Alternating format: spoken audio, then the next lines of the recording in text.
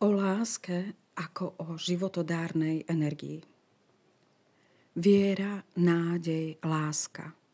To sú tri cnosti, tri zložky, z ktorých sa skladá úspech.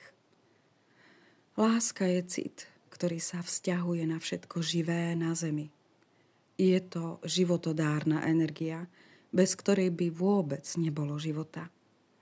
Kamene, rastliny, zvieratá, to všetko sa snaží získať bezvýhradnú lásku človeka a človek ju jednoducho musí vyžarovať, inak sa jeho vývin zastaví a degraduje. Ak chcete byť zdraví, šťastní, musíte mať radi seba aj okolitý svet. Všetky svetové náboženstvá vnímajú lásku ako božský cit. Mnohí ľudia majú nedostatok lásky z veľmi jednoduchého dôvodu. Nedokážu milovať, pretože ich to nenaučili. Ich rodičia im tento cit neodovzdali a ich rodičom ho zase neodovzdali ich rodičia. Oni však za to nemôžu. Nevedeli to a ani to nemohli vedieť.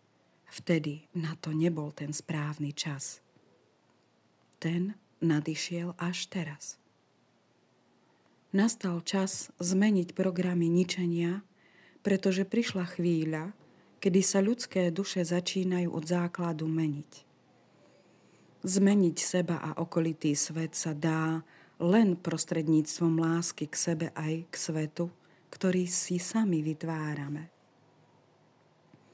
Erich Fromm kedysi napísal: láska je umenie, ktorému sa musíme naučiť. Ja si však myslím, že láska je cit, ktorému sa musíme otvoriť.